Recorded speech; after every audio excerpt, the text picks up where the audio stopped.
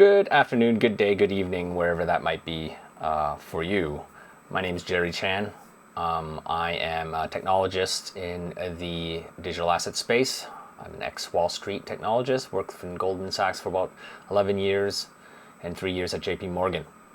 Today I'm making this video because I've kind of been pushed to the point where I think I really should make this now. I've seen the video from Ryan X. Charles, who's basically came out and said, gave reasons why he thinks that Craig Wright is Satoshi Nakamoto. And yesterday, Connor Murray came out with the same, explaining why identity is not just possession of keys, but it has to be something that is built over time.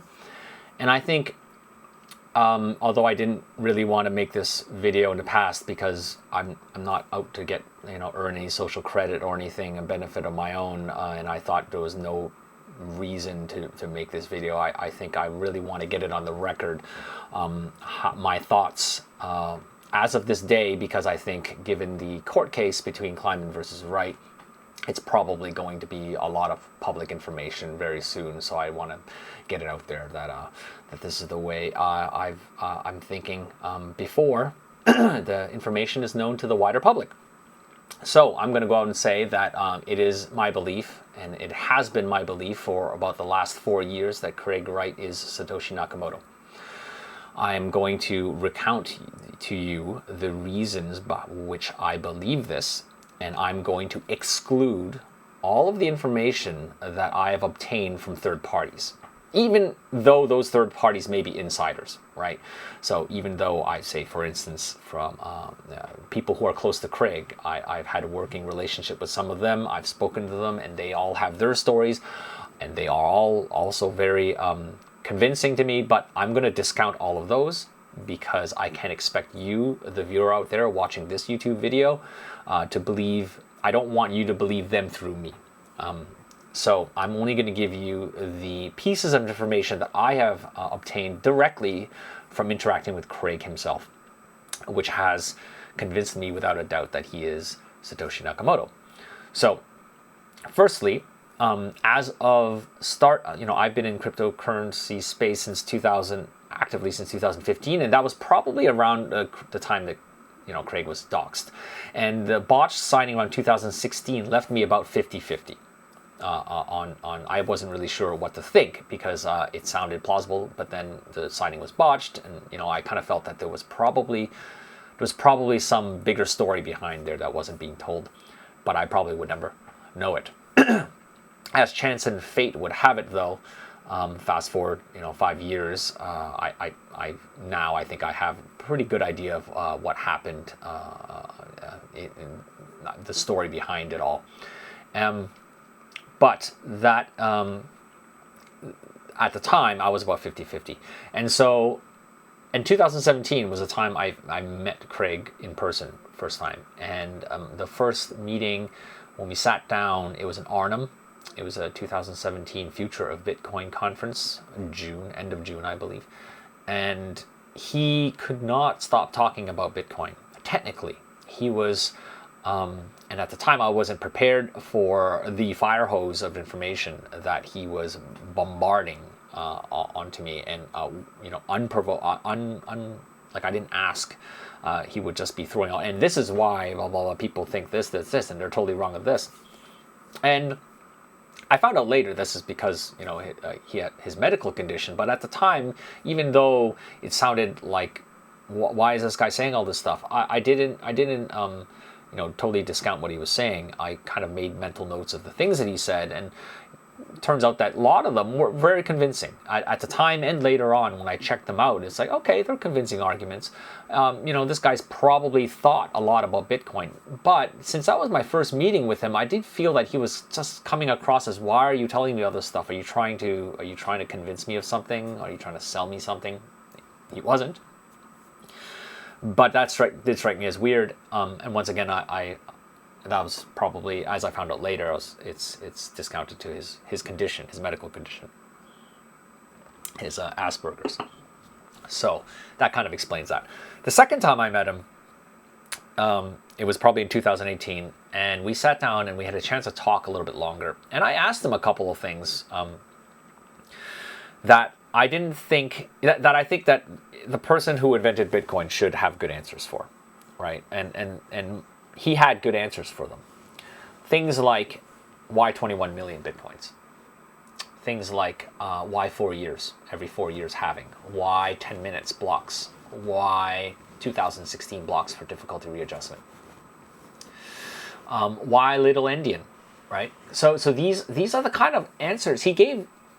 Technical answers. He gave justification for some of these answers. Some of them were really actually quite cool, like the why 21 million. I'm not going to explain that to you, but if you ever find out, then you'll know what I'm talking about. It was kind of neat. It's kind of the idea. Why not? And I'm technical, so it's not like if you were somebody who was making this stuff up and is using big words. I do not think there's anybody on the planet who can probably talk about things like two's complement and binary bit shifting and all this kind of stuff and just be using them as words to a technical person and be convincing, right? You would come across as you're just using this big words to fool like the lay person. So while they all sounded plausible and okay, that's kind of interesting, and he was quoting stuff that was math, statistics math that was beyond me, so I can't immediately confirm that that's the case, but the reasoning of why 10 minutes is based on some probabilistic reasons and distribution curves, and I was like, okay, that seems plausible. So these are the kind of answers that somebody it's very hard to fake. So he came across as like, okay, those are very interesting answers, and so therefore my confidence level upped a bit after the second meeting.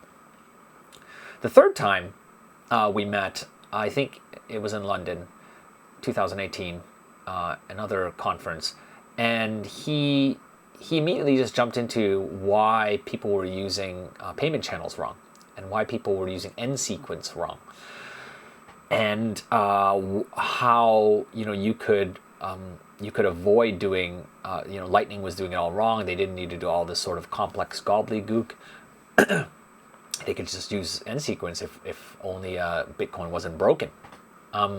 So that was interesting because that was the first time that he gave some information that was actually, it could be verified, that I could verify because I'm in the business of like working with Bitcoin, and I could verify that what he's saying is possible. It could be done. And then it became very interesting of like why other people didn't think of this. Like what were the technical reasons why what he's saying shouldn't be possible, and why are people even bothering looking into Lightning networks? And I never got a good answer from the proponents of Lightning of why they should do that way, besides the answer for everything, which is like decentralization. It hurts decentralization. It's kind of like it's global warming, so therefore it's bad, and they wouldn't really go into how it affected decentralization or anything that's actually quantifiable. So that was quite interesting because end sequence, to this day, I don't think anybody has really implemented or used end sequence until very recently in BSV, when somebody invented a Bitcoin phone or a telephone protocol over Bitcoin, using this fact that you just modify transactions, increment the end sequence, and pass it along, and you never really publish until the end. You never publish these signed transactions. And it was really Craig who first told me that the notion of having signed transactions but not published, just having and holding the signed transaction, is valuable. It's useful. And so along with the many things that he was the first to say, like Bitcoin is Turing complete, or Bitcoin as a system is a Turing complete, and all that kind of stuff, he was the first one to say that offline transactions are valid transactions, and this is why the protocol can't change and has to be set in stone. So that made a lot of sense. And it's very important when I'm collecting all these little bits of evidence of things that an inventor of a project should say.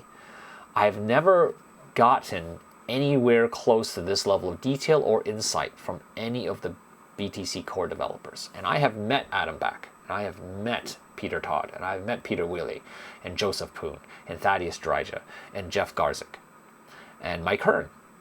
Of those people, the most technical, I would say, was Mike Hearn and probably Thaddeus Dryja, but he was talking about Lightning networks. And yeah, Jeff Garzik came across as intelligent too, but none of them got into the details of why. Of course, none of them are saying that they invented Bitcoin. But none of them even had answers for like why 21 million, or good answers for that. And no other person who says they're supposedly, Satoshi Nakamoto, like all the other claimants, the pseudo claimants out there, has ever come up with equivalently convincing answers to these kind of questions. So that was the third time I met him. The fourth time, I think he spoke at length, unprovoked, like unprompted, about how people are doing SPV wrong, and how nobody understands the white paper. And in the white paper, he basically outlined SPV would solve a lot of these problems of instant payments. The white paper did not go into how, and I think that was probably, a decision that was made for reasons, maybe business reasons. But he explained how. He explained that all you really need, that was a missing piece of proper SPV, which nobody's implemented, including, Mike Hearn, he never really implemented the proper SPV, is to use Merkle proofs. And the Merkle proofs require that a side channel be used, that a message is passed between the payer and the payee that is not on chain. And that was that struck me as like, oh, that's interesting. I never thought of that. And then in retrospect, that's exactly why it struck me as this guy has some serious insight, because everybody else is just following the mold of like, this is how Bitcoin works, and therefore this is how it should always work. Here's this guy saying that the way that people are using Bitcoin is wrong. It's people are making assumptions that this is the way it works because this is just the way that wallets have been built up to this point in time. And up to this point in time, and still is the case for BTC, is that when a wallet would publish the transaction to the network, and the payee would wait until the network routes that transaction to them. But that was never meant, as Craig put it, that was never meant to be the primary mode of operation of the network. That certainly could be the backup mode of operation. If the person you're trying to pay is not online, you could send it to the network, and then the person could get back online and pick up the message from the network. But if you're both online, it's much simpler just to pass them the message, the transaction, signed transaction, directly to them. So if you can pass a signed transaction to them and send coins by actually handing, from one device to the next via NFC or QR code or Bluetooth, whatever, airdrop, then this is really the most efficient way of doing it. And if you did it this way, right? And what he was saying was, if you did it this way, all of these problems that are manufactured, that BTC developers are trying to solve, don't exist anymore. You don't have this problem of double spending. It's very, very difficult to try to double spend when you're handing the transaction directly to your payee. And he explained, and I went through the motions of thinking of all the ways it could break, and he always had a good answer of like, how, well then, it's probabilistic, it's not 100%, but it would make it hard enough that for most payments, under a certain amount, it's probably nothing that anybody would ever worry about. So he always, so these are the kinds of answers that I would expect somebody. I was convinced that somebody, if you invented this system, you would have this level of insight. So that concludes the reason. The technical reasons, at least, why I believe Craig is Satoshi Nakamoto, and I believe that the identity is clearly him, and I believe that you don't require key signing to prove that it's him, because nobody else has proved or shown this level of knowledge. Like Connor said, if you profess to be a calculus teacher but can't teach calculus, then you would be found out pretty soon. But he professes to know Bitcoin and have invented Bitcoin, and he has to this point shown better than anybody else, I would say, better than anybody else, knowledge of the design of Bitcoin. Not necessarily the line by line every code that was written, because maybe there was people who helped write the code and changed the code over the years, but definitely the design of Bitcoin. Nobody else has convinced me that they have that level and depth of knowledge that Craig has. So that's why I believe he's Satoshi Nakamoto, and that's good enough for me. I hope that if you are rational and you are interested, then you do your research as well. Keep in mind that possession of keys does not prove an identity. An identity is earned by repeatedly showing expertise to people who are critical and are skeptical and are but open-minded enough to listen and try to verify all these claims. That's all I've said to today. Thanks very much for listening, and I hope you have a good day. Cheers.